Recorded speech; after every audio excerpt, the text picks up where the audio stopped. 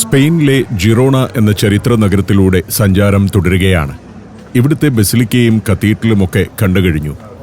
ജിറോണയുടെ ഇടുങ്ങിയ തെരുവുകളിലൂടെ ടൂറിസ്റ്റുകൾ കാഴ്ച കണ്ട് നടന്നു പോകുന്നുണ്ട്. പൂർണ്ണമായും ടൂറിസ്റ്റ് സീസണാണിതെന്ന് പറയാനാവില്ല. ടൂറിസ്റ്റുകൾക്ക് വേണ്ടി ഒരുങ്ങിയിരിക്കുന്ന വലിയ ഗിഫ്റ്റ് ഷോപ്പുകൾ, പലതരം കരകൗശല വസ്തുക്കളും സമ്മാനങ്ങളുമൊക്കെ അവിടെ കൊതിപ്പിക്കുന്ന മട്ടിൽ നിരത്തിവെച്ചിരിക്കുന്നു. ഇടുങ്ങിയ തെരുവുകളാണെങ്കിലും മനോഹരമായി കല്ലുവിരിച്ച നിലമാണ്. ഓരങ്ങളിൽ നൂറ്റാണ്ടുകളുടെ പഴക്കമുള്ള കെട്ടിടങ്ങൾ. യൂറോപ്പിലെ മിക്കവാറും ഓൾഡ് ടൗണുകളിൽ ഈ കാഴ്ചയുണ്ട്. 1000 വർഷത്തിലേറെ പഴക്കമുള്ള നഗരഭാഗങ്ങളാണ്. 1000 വർഷം തന്നെ പഴക്കമുള്ള കെട്ടിടങ്ങൾ ഇതിലുണ്ടാവാം. ചിലത് അതിനിടയ്ക്കുള്ള കാലത്ത് പണിതതാവാം. കെട്ടിടഭിത്തികളിലെ കല്ലിലേക്ക് നോക്കിയാൽ ആ പ്രായം മനസ്സിലാക്കാൻ പറ്റും. ചതുരത്തിൽ കട്ട പോലെ വെട്ടിയെടുത്തതിന് ഏതാനും നൂറ്റാണ്ടിന്റെ പഴക്കമേ ഉണ്ടാവൂ. എന്നാൽ വലതുവശത്ത് കാണുന്ന തരത്തിലുള്ള നിയതമായ ആകൃതിയില്ലാത്ത കല്ലുകൾ 500-600 വർഷം മുൻപത്തേതാവും. ഈ ഇടുങ്ങിയ തെരുവുകളിലൂടെ നടന്ന് ഒരൽപ്പം വീതി കൂടിയ സ്ഥലത്തേക്കെത്തും. ആ ഭാഗം മുഴുവൻ റെസ്റ്റോറൻറ്റുകൾക്കുള്ളതാണ്. വഴിയോര റെസ്റ്റോറൻറ്റുകൾ, ബിയർ ഗാർഡനുകൾ എന്നിവയെല്ലാം. ആ കെട്ടിടത്തിനകത്തായിരിക്കും റെസ്റ്റോറൻറ്റിൻ്റെ കിച്ചണും മറ്റു സംവിധാനങ്ങളുമൊക്കെ. എന്നാൽ മനുഷ്യനിരുന്ന് ഭക്ഷണം കഴിക്കുന്നത് വഴിയിലാണ്. കാരണം നല്ല തണുപ്പുള്ള അന്തരീക്ഷം, പൊല്യൂഷനുമില്ല, വാഹനങ്ങൾ ഓടുന്നില്ല. ഇത്തരം ഓൾഡ് ടൗണുകളിലൊന്നും വാഹനങ്ങൾ അനുവദിക്കുന്നില്ല. നേരമിപ്പോൾ 3:30 കഴിഞ്ഞിട്ടുണ്ട്. സാമാന്യം തിരക്കുണ്ട് ഈ നേരത്തും റെസ്റ്റോറൻറ്റുകളിൽ. ഗിത്താറുമായി വന്നിരുന്ന് പ്രാക്ടീസ് ചെയ്യുന്നു ചിലർ. കമ്പ്യൂട്ടർ മുന്നിൽ വച്ചാണ് പരിശീലനം.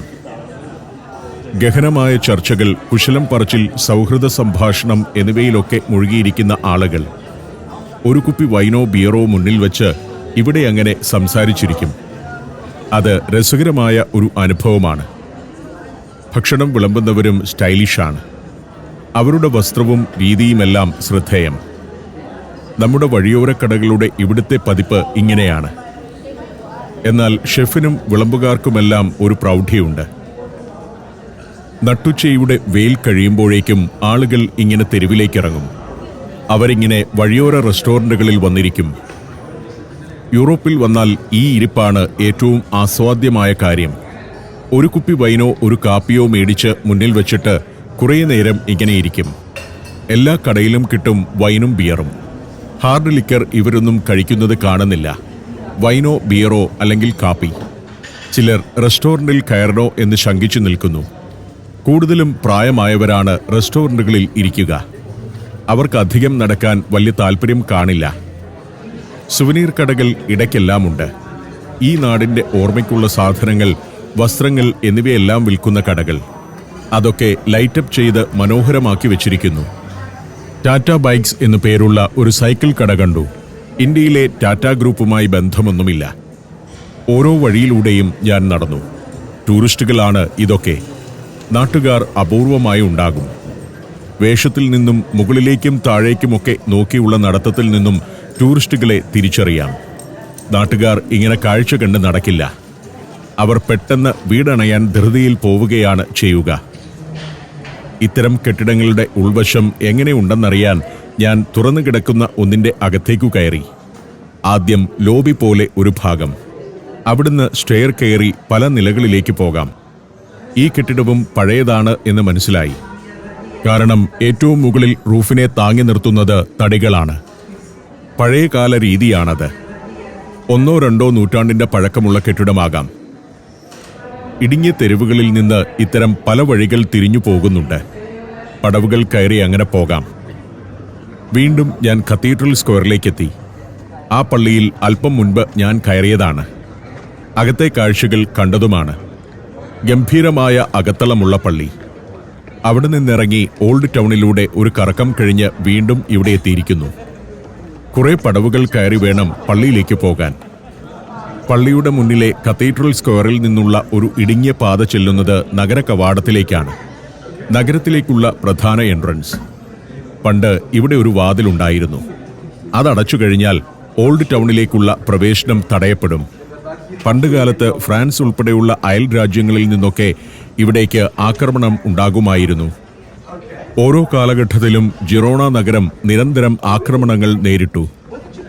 യൂറോപ്പിലെ രാജ്യങ്ങൾ തമ്മിൽ നിരന്തരം കലഹിച്ചുകൊണ്ടിരുന്ന ഒരു കാലമുണ്ടല്ലോ. അതുകൊണ്ട് തന്നെ അന്ന് മിക്ക നഗരങ്ങൾക്കും വലിയ പ്രതിരോധ മതിലും കിടങ്ങും ശക്തമായ കവാടങ്ങളുമെല്ലാം ഉണ്ടായിരുന്നു. ഒരു രാജ്യത്ത് തന്നെ ഓരോ ദേശവും വാഴുന്ന പ്രഭുക്കന്മാർ തമ്മിലും സൈനിക ഏറ്റുമുട്ടലുകൾ പതിവായിരുന്നു മധ്യകാലത്ത്. അക്കാലത്ത് ശത്രു സൈന്യങ്ങളെ ചെറുക്കാൻ ശക്തമായ മുൻകരുതൽ എടുത്തിരുന്ന നഗരമാണ് ജിറോണ. ഇവിടെ ഒരു അറബ് ബാത്ത് ഹൗസ് ഉണ്ട്. ബാനീസ് അറബ് എന്ന് പ്രാദേശികമായി അറിയപ്പെടുന്ന കുളിപ്പുര ഒരു ചരിത്ര നിർമ്മിതിയാണത്. അതിനകം ഒന്ന് കയറി കാണേണ്ടതാണെന്ന് നേരത്തെ തന്നെ ഞാൻ മനസ്സിലാക്കിയിട്ടുണ്ട്. കല്ലുകൊണ്ട് പടുത്ത വലിയൊരു കെട്ടിടമാണ്. കുറച്ചാളുകൾ ഇത് കാണാൻ വന്നിട്ടുണ്ട്. അറബ് ബാത്തിന്റെ അകത്തേക്കു കയറി. 3 യൂറോയാണ് ടിക്കറ്റ് നിരക്ക്. ടിക്കറ്റ് എടുത്ത് ഞാനും താഴേക്ക് ചെന്നു. ആദ്യം എത്തുന്നത് അപ്പോഡിറ്റേറിയം എന്ന വലിയൊരു ഹാളിലേക്കാണ്. ബാത്ത് ഹൗസിലെ ഡ്രസ്സിംഗ് റൂം ഇതാണ്. മധ്യത്തിൽ അഷ്ടകോണാകൃതിയിലുള്ള ഒരു പൂളും അതിനു മീതെ 8 തൂണുകളിൽ ഉയർന്നു നിൽക്കുന്ന ഒരു മകുടവുമുണ്ട്. അറബ് ബാത്ത് ഹൗസ് എന്നാണ് പേരെങ്കിലും ശരിക്കും അറബികളോ മുസ്ലിം ഭരണാധികാരികളോ നിർമ്മിച്ച ബാത്ത് ഹൗസ് അല്ല ഇത്. 8-ാം നൂറ്റാണ്ടിലായിരുന്നു ജിറോണ മൂറുകളായ മുസ്ലിം ഭരണാധികാരികൾ ഭരിച്ചത്. AD 715 മുതൽ 70 വർഷം മാത്രം നീണ്ടുനിന്ന ഭരണം. മുസ്ലിങ്ങൾ പിന്മാറി 400 വർഷത്തിനു ശേഷമാണ് ഈ അറബ് ബാത്ത്സ് ഇവിടെ നിർമ്മിക്കുന്നത്. 1194 ക്രിസ്ത്യൻ ഭരണാധികാരിയായ അൽഫോൺസോ ഒന്നാമൻ രാജാവിന്റെ കാലത്ത് ആളുകളുടെ വ്യക്തി ശുചിത്വവും വിശ്രമവും ലക്ഷ്യമിട്ട് അദ്ദേഹം ഉത്തരാഫ്രിക്കയിൽ മുസ്ലിം ഭരണാധികാരികൾ നിർമ്മിച്ചിരുന്ന ഹമാമിന്റെ മാതൃകയിൽ ഈ ബാത്ത് ഹൗസ് പണിയുകയായിരുന്നു. മെയിൻ ഹാളിൽ നിന്ന് ഉള്ളിലേക്ക് പല വാതിലുകളുണ്ട്. അത് കടന്ന് ഇടവഴികളിലൂടെ നടക്കാം. കോൾഡ് റൂമിലേക്കാണ് ഇപ്പോൾ എത്തിയിരിക്കുന്നത്. ഫ്രിജിഡേറിയം എന്ന മുറി തണുത്ത വെള്ളത്തിലുള്ള കുളികൾക്കായി ഒരുക്കിയിരിക്കുന്ന മുറിയാണ്. അടുത്തതായി ചെല്ലുമ്പോൾ വാം റൂമിലേക്ക് ചെല്ലുന്നു. ഇവിടെ ഉത്ഖനനം നടത്തി 12-ാം നൂറ്റാണ്ടിലെ കുറെ സാധനങ്ങൾ പുറത്തെടുത്തു വച്ചിട്ടുണ്ട്. ടെപ്പിഡേറിയം എന്നാണ് ഈ മുറി അറിയപ്പെടുന്നത്. ചെറു ചൂടുള്ള വെള്ളമാണ് ഈ മുറിയിലുണ്ടായിരുന്നത്. നടന്ന് നടുമുറ്റം പോലുള്ള ഓപ്പണായ ഒരു ഭാഗത്തേക്കെത്തുന്നു. ഇവിടെയും നൂറ്റാണ്ടുകളുടെ അവശേഷിപ്പുകൾ കിടപ്പുണ്ട്. ഇവിടുന്ന് പടവുകൾ കയറി മുകളിലേക്ക് പോകാം. റോമനസ്ക് ശൈലിയിൽ നിർമ്മിച്ച വലിയൊരു കെട്ടിട കോംപ്ലക്സ് ആണിത്. ഇതാണ് കാൽഡേറിയം അഥവാ ഹോട്ട് റൂം. സ്റ്റീം ബാത്തിനുള്ള സൗകര്യം ഒരുക്കിയിരുന്നത് ഇവിടെയാണ്. ഇന്നത്തെ സൗനയ്ക്ക് തുല്യമായി 900 വർഷം മുൻപ് ആവിയിൽ കുളിക്കാൻ തയ്യാറാക്കിയ മുറി. ഇത്തരം ആഡംബര സംവിധാനങ്ങളെല്ലാം ഉള്ളപ്പോഴും ജിറോണ വലിയ സംഘർഷങ്ങളിലൂടെയാണ് കടന്നുപോയിരുന്നത്. 13-ാം നൂറ്റാണ്ടിൽ ജിറോണയെ ആക്രമിച്ച ഫ്രഞ്ച് സൈന്യം ഈ ബാത്ത് ഹൗസ് തകർത്തിരുന്നു. യുദ്ധം കഴിഞ്ഞപ്പോൾ ജെയിംസ് രണ്ടാമൻ എന്ന രാജാവ് ഇത് പുനർനിർമ്മിച്ചു. ഇതിലൂടെയൊക്കെ നടക്കുമ്പോൾ എൻ്റെ കൂടെ അഡ്വക്കേറ്റ് തോമസ് ജോസഫുമുണ്ട്. ഞങ്ങൾ പുറത്തേക്കിറങ്ങി. എല്ലായിടവും കല്ല് വിരിച്ച് വൃത്തിയാക്കിയിരിക്കുന്നു. കോട്ടമതിലിൻ്റെ ഒരു കമാനം മുന്നിൽ. ആർക്കിയോളജിക്കൽ പാസേജ് എന്നാണ് ഈ ഭാഗം അറിയപ്പെടുന്നത്. ജിറോണയുടെ പുരാതന ഭാഗം. അനേകം പോരാട്ടങ്ങൾക്കും ഉപരോധങ്ങൾക്കും സാക്ഷ്യം വഹിച്ച കോട്ട. 25 തവണയാണ് ഈ നഗരത്തെ ശത്രുക്കൾ ഉപരോധിച്ചത്. നെപ്പോളിയന്റെ സൈന്യത്തെ വരെ ധീരമായി ചെറുത്തുനിന്ന ചരിത്രമുണ്ട് ജിറോണയ്ക്ക്. ഇവിടം ഫ്രാൻസേസ ഗാർഡൻ എന്നാണ് അറിയപ്പെടുന്നത്. 19-ാം നൂറ്റാണ്ടിൽ ഇവിടെ ജീവിച്ചിരുന്ന ഒരു ഫ്രഞ്ച് പ്രഭുവിൽ നിന്നാണ് ആ പേര് ലഭിച്ചത്. കുറെ കാലം ഫ്രഞ്ചുകാരുടെ അധീനതയിലായിരുന്നു ജിറോണ. ചരിത്രം കൊണ്ട് മാത്രമല്ല, അനേകം ഐതിഹ്യങ്ങൾ കൊണ്ടും സമ്പന്നമാണ് ജിറോണ നഗരം. 1285 ഫ്രഞ്ചുകാർ ജിറോണ പിടിക്കാൻ വന്നതുമായി ബന്ധപ്പെട്ട് രസകരമായ ഒരു ഐതിഹ്യമുണ്ട്. ഫ്രഞ്ച് സൈന്യം നഗരത്തിന്റെ രക്ഷകവിശുദ്ധനായ സെന്റ് നാർസിസസിന്റെ കല്ലറ തകർത്തത്രേ. ഈ സമയം കല്ലറയിൽ നിന്നും പുറത്തുവന്ന ഭീമാകാരമുള്ള ഈച്ചകൾ ഫ്രഞ്ച് സൈന്യത്തെ ആക്രമിച്ചു. ഒടുവിൽ ഫ്രഞ്ചുകാർ പിന്തിരിഞ്ഞോടി എന്നാണ് കഥ. ഇനി ഞങ്ങൾ തിരിച്ചു നടക്കുകയാണ്. പാലം കടന്ന് നദി ക്രോസ് ചെയ്ത് മറുകര പോകണം. സാൻ ഫെലിയു പാലമാണിത്. ഓന്യാർ നദിക്കു കുറുകെയാണ് ഈ ഉരുക്കുപാലം. പെഡൽറ്റ എന്ന കമ്പനി നിർമ്മിച്ച ആധുനിക പാലമാണ്. അതിൻ്റെ നിലത്ത് വിരിച്ചിരിക്കുന്നത് പലകയാണെന്നതാണ് പ്രത്യേകത. പാലത്തിൽ നിന്നുള്ള കാഴ്ച രസകരമാണ്. നിശ്ചലമായി ഒരു കണ്ണാടി പോലെ കിടക്കുന്ന നദി, അതിൽ റിഫ്ലക്റ്റ് ചെയ്യുന്ന കെട്ടിടങ്ങൾ, ഇവിടെ എത്തുന്ന സഞ്ചാരികളെ ആകർഷിക്കുന്ന മനോഹര കാഴ്ച. ഞാനും തോമസും കാറിൽ കയറി. തോമസ് എൻ്റെ പുറകെ നടന്ന് മടുത്തിരിക്കുന്നു. ഇനി 1.25 മണിക്കൂർ ഓടിയാൽ സാൻ കുഗാത്ത് എന്ന പട്ടണത്തിലേക്കെത്തും. ഇന്നലെ ഞങ്ങൾ അവിടെ നിന്നാണ് പുറപ്പെട്ടത്. ഞാൻ മുറിയെടുത്ത ഹോട്ടലുള്ളതും അവിടെ തന്നെ. തോമസും കുടുംബവും താമസിക്കുന്ന പട്ടണമാണത്. ഇനി നേരെ സാൻ കുഗാത്ത് പട്ടണത്തിലേക്ക് പോവുകയാണ്. ഇതിവിടുത്തെ കോടതി സമുച്ചയമാണ്. അതിനൊക്കെ സവിശേഷമായൊരു ആർക്കിടെക്ചറൽ ഭംഗിയുണ്ട്. 2 വിങ്ങുകളിലായി 12,000 ചതുരശ്ര മീറ്ററിൽ വ്യാപിച്ചു നിൽക്കുന്ന സമുച്ചയമാണത്. 12 കോർട്ട് ഹാളുകളുണ്ട് അതിൽ. ഇപ്പോൾ ഞങ്ങൾ കടന്നു പോകുന്നത് ദവേസ ഗാർഡൻ എന്ന ഭാഗത്തുകൂടിയാണ്. പ്ലെയിൻ മരങ്ങളുടെ ബാഹുല്യം കൊണ്ട് ശ്രദ്ധേയമായ പാർക്കാണ്. പ്ലാറ്റാനേസിയെ എന്ന വൃക്ഷകുടുംബത്തിൽ അവശേഷിക്കുന്ന ഏക ഇനമാണ് ലണ്ടൻ പ്ലെയിൻ എന്നുകൂടി പേരുള്ള ഈ പ്ലെയിൻ മരങ്ങൾ. 50 മീറ്റർ വരെ ഉയരത്തിൽ ഇവ വളരാറുണ്ട്. ആളുകൾ ഈ മരച്ചുവട്ടിൽ വിശ്രമിക്കാനും കളിക്കാനും വരുന്നു. ജിറോണയുടെ ഒരു ലാൻഡ്മാർക്ക് തന്നെയാണ് ദവേസ ഗാർഡൻ. മനോഹരമായ സ്ഥലം. 40 ഹെക്ടറിൽ വ്യാപിച്ചു കിടക്കുന്ന പാർക്കാണ്. അതിനകത്ത് സർക്കസ് കൂടാരം പോലെ എന്തൊക്കെയോ കാണുന്നുണ്ട്. 2500-ലധികം പ്ലെയിൻ മരങ്ങൾ ഇവിടെയുണ്ട്. ഫ്രഞ്ച് ശൈലിയിൽ രൂപകൽപ്പന ചെയ്തതാണ് ദവേസ ഗാർഡൻ. പാർക്കിനോട് ചേർന്ന് ഇങ്ങനെ ഒരു കെട്ടിടമുണ്ട്, ഫിറ ദെ ജിറോണ. ഒരു എക്സിബിഷൻ സെന്ററാണത്. ജിറോണയിൽ മാത്രമല്ല, യൂറോപ്പിൽ ഏത് നഗരത്തിലും ഇങ്ങനെ കുറെ വെളിമ്പറമ്പുകളും പുൽമേടുകളും ഉദ്യാനങ്ങളുമെല്ലാമുണ്ട്. എല്ലാം വളരെ ആസൂത്രിതവും വൃത്തിയുള്ളതുമാണ്. ഒരു കാലത്ത് സാമ്പത്തികമായിട്ട് വലിയ പ്രതിസന്ധിയിലായിരുന്നു സ്പെയിൻ. യൂറോപ്യൻ യൂണിയനിലെ തന്നെ സാമ്പത്തികമായി പിന്നോക്കം നിന്നിരുന്ന ഒരു രാജ്യം. എന്നാൽ ഈ രാജ്യത്തുകൂടി സഞ്ചരിക്കുമ്പോൾ അടിസ്ഥാന സൗകര്യങ്ങളും വൃത്തിയും കാണുമ്പോൾ ഇവർ എത്രയോ സമ്പന്നമാണെന്ന് മനസ്സിലാവും. ഞങ്ങൾ ഹൈവേയിലേക്കു കയറി. ഇനി സാൻ കുഗാത്തിലേക്ക് നേരെ പോവുകയാണ്. ഇനിയും 1.5 മണിക്കൂർ കൂടി ഓടണം സാൻ കുഗാത്തിലെത്താൻ. ഇവിടുത്തെ ഇൻഡസ്ട്രികളെക്കുറിച്ചും ജീവിതത്തെക്കുറിച്ചുമൊക്കെയാണ് തോമസ് പറയുന്നത്. അത് കേട്ട് ഞാനിരുന്നു. Albania, Maldives, Georgia, Ethiopia. Sancharam volume number 11. Full HDയിലുള്ള ഈ അപൂർവ ദൃശ്യയാത്രാ വിവരണ ശേഖരം സ്വന്തമാക്കാൻ 9995444422 എന്ന നമ്പറിലേക്ക് സഞ്ചാരം എന്ന് SMS ചെയ്യൂ. E15 എന്ന ഹൈവേയിലൂടെയാണ് ഞങ്ങൾക്ക് പോകേണ്ടത്. ഹൈവേയുടെ മറുവശത്ത് ട്രാക്കിൽ ധാരാളം ട്രക്കുകൾ നീങ്ങുന്നുണ്ട്. ഫ്രാൻസ് വഴി സെൻട്രൽ യൂറോപ്പിലേക്ക് ചരക്ക് കൊണ്ടുപോകുന്ന ട്രക്കുകളാണവ. കത്തലോണിയ മേഖലയിൽ ബാഴ്സലോണ തുറമുഖം ഉൾപ്പെടെ നിരവധി പോർട്ടുകളുണ്ട്. പോർട്ട് ഓഫ് തരഗോണ, പലമോസ് പോർട്ട് എന്നിവയൊക്കെ അതിൽ ഉൾപ്പെടുന്നു. മെഡിറ്ററേനിയനിലെ ചരക്കുനീക്കത്തിന്റെ പ്രധാന ഹബ്ബുകളാണ് സ്പെയിനിലെ പോർട്ടുകൾ. അതുകൊണ്ട് തന്നെ ആ പോർട്ടുകളിൽ ഇറങ്ങുന്ന ചരക്ക് ഇവിടെ നിന്ന് റോഡ് മാർഗം ഫ്രാൻസിലേക്കും ജർമ്മനിയിലേക്കുമെല്ലാം പോകുന്നു. അത്തരം ചരക്കു നീക്കുന്ന പ്രധാന ഒരു റൂട്ടാണിത്. UK, ഫ്രാൻസ്, സ്പെയിൻ എന്നീ രാജ്യങ്ങളിലൂടെയുള്ള യൂറോപ്പിലെ ഒരു പ്രമുഖ പാതയാണ് E15. 3700 കിലോമീറ്റർ നീളമുള്ള ഹൈവേ. മറുഭാഗത്തെ ട്രാക്കിൽ കാണുന്നതെല്ലാം ട്രക്കുകളാണ്. മുൻപ് സ്പെയിൻ ഈ പാതയിൽ ടോൾ ഏർപ്പെടുത്തിയിരുന്നു. സമീപ വർഷങ്ങളിൽ ടോൾ ഒഴിവാക്കിയതോടെ മറ്റ് നാഷണൽ റോഡുകളിലൂടെ പോയിരുന്ന ചരക്ക് ട്രക്കുകൾ കൂട്ടത്തോടെ E15 ഹൈവേയിലേക്ക് കയറുകയാണുണ്ടായത്. അതാണ് ഈ തിരക്കിന് കാരണം. ധാരാളം വെയർഹൌസുകൾ കാണാം ബാഴ്സലോണയോട് അടുക്കുമ്പോൾ. സ്പെയിനിലെ തന്നെ ഏറ്റവും വലിയ വ്യാവസായിക നഗരങ്ങളിലൊന്നാണല്ലോ ബാഴ്സലോണ. കാർഷിക വ്യവസായങ്ങളും കെമിക്കൽ, ഫാർമസ്യൂട്ടിക്കൽ, ഓട്ടോമൊബൈൽ ഇൻഡസ്ട്രികളുമെല്ലാം ഇവിടെയുണ്ട്. ഞങ്ങൾ ബാഴ്സലോണ നഗരത്തിലേക്ക് പോകുന്നില്ല. നഗരത്തിലേക്കുള്ള പാത വിട്ട് വലത്തോട്ട് തിരിഞ്ഞു. സാൻ കുഗാത്ത് എന്ന ബാഴ്സലോണയിൽ നിന്നും ഒരു 3/4 മണിക്കൂറിന്റെ ഡ്രൈവുള്ള പട്ടണത്തിലേക്കാണ് പോകുന്നത്. യൂറോപ്പിലെ ഏറ്റവും പ്രധാന മോട്ടോർ വാഹന നിർമ്മാണ കേന്ദ്രങ്ങളിലൊന്നാണ് ബാഴ്സലോണ ഉൾപ്പെടുന്ന ഈ മേഖല. സൂര്യൻ ചാഞ്ഞു.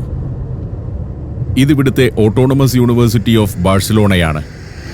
വമ്പൻ ഒരു യൂണിവേഴ്സിറ്റി. 642 ഏക്കറിൽ വ്യാപിച്ചു കിടക്കുകയാണത്. യൂണിവേഴ്സിറ്റി ഓട്ടോണമസ് ബാഴ്സലോണ അഥവാ UAB എന്നാണ് ഇവിടെ ഇതറിയപ്പെടുന്നത്. 37,000-ഓളം വിദ്യാർത്ഥികൾ UABയിൽ പഠിക്കുന്നുണ്ടെന്നാണ് കണക്ക്. ഒരു പാലത്തിലൂടെ കടന്നു പോകുമ്പോൾ താഴെ വിശാലമായ ഹൈവേ കാണാം. 12-ലേറെ ട്രാക്കുകളുള്ള പാത. ഇന്നത്തെ യാത്ര അവസാനിക്കുകയാണ്. ഇവിടുത്തെ കുഗാത്ത് എന്ന ഹോട്ടലിലാണ് മുറി ബുക്ക് ചെയ്തിരിക്കുന്നത്. കാർ അതിന്റെ മുന്നിലെത്തി. പ്രത്യേക ശൈലിയിൽ നിർമ്മിച്ച ഒരു ഹോട്ടലാണ്. അതിലേക്ക് നടന്നു. ഹോട്ടലിലെത്തിയപ്പോൾ ഒരു കാര്യം വ്യക്തമായി. ഇന്നലെ താമസിച്ച ഹോളിഡേ ഇന്നിൽ തന്നെ തുടർന്നാൽ മതിയായിരുന്നു. ഇതിനേക്കാൾ നല്ല ഹോട്ടൽ അതാണ്. ഇവിടെ റേറ്റ് കൂടുതലാണ്. വേണ്ടത്ര ഫെസിലിറ്റികൾ ഇല്ല എന്ന് ഒറ്റ നോട്ടത്തിൽ തോന്നി. തോമസ് ഇനി വീട്ടിലേക്ക് പോവുകയാണ്. ഇവിടെ അടുത്ത് തന്നെയാണ് ഇദ്ദേഹം താമസിക്കുന്നത്. രാവിലെ വരാം എന്ന് പറഞ്ഞ് തോമസ് പോയി. ഞാൻ ചെക്ക് ഇൻ നടപടിക്രമങ്ങൾ പൂർത്തിയാക്കി. ഹോട്ടലിലെ സ്റ്റാഫ് വളരെ ഫ്രണ്ട്ലിയാണ്. ഒരു കെട്ടിടത്തിൽ നിന്ന് അടുത്ത കെട്ടിടത്തിലേക്ക് പോകണം താമസിക്കാൻ. ന്യൂ ബിൽഡിംഗ് എന്ന മറ്റൊരു കെട്ടിടം. അവിടേക്ക് ലഗേജ് നമ്മൾ തന്നെ വലിച്ചുകൊണ്ടു പോകണം. 2ാം നിലയിലാണ് എനിക്കുള്ള മുറി. W223. റൂമിന്റെ ഡിസൈൻ വ്യത്യസ്തമാണ്. ചെറിയ റൂം. ഫ്ലോറും ജനാലയുമൊക്കെ മരം കൊണ്ട് പ്രത്യേക രീതിയിലാണ് ഒരുക്കിയിരിക്കുന്നത്. ഓരോ മുറിക്കും ഓരോ ഡിസൈനാണ്. അതാണ് ഈ ഹോട്ടലിന്റെ പ്രത്യേകത. ഇനി അത്താഴം കഴിക്കണം. ഞാൻ ലഗേജ് ഒതുക്കി വെച്ച് ഒന്ന് വിശ്രമിച്ചു. ഒന്ന് കുളിക്കാൻ തീരുമാനിച്ചു. കുളിച്ച് ഭക്ഷണം കഴിച്ചു. കിടന്നുറങ്ങി. രാവിലെ ജനലിൽ കൂടി നോക്കുമ്പോൾ ഇതാണ് ഹോട്ടലിന്റെ കാഴ്ച. ബ്രേക്ക്ഫാസ്റ്റ് കഴിച്ചു ചെല്ലുമ്പോഴേക്കും തോമസും ഭാര്യ ജീനും എത്തിയിരിക്കുന്നു. ഇവർ ഇന്നും എനിക്ക് വേണ്ടി മെനക്കെടാൻ തീരുമാനിച്ചിരിക്കുകയാണ്. ഇന്ന് ബാഴ്സലോണ നഗരത്തിലെ കാഴ്ചകളിലേക്കാണ് പോകുന്നത്. ലഗേജ് കാറിന്റെ ഡിക്കിയിൽ വെച്ചു. തോമസ് വണ്ടിയെടുത്തു. ഇനി ബാഴ്സലോണ നഗരത്തിലേക്ക് പോവുകയാണ്.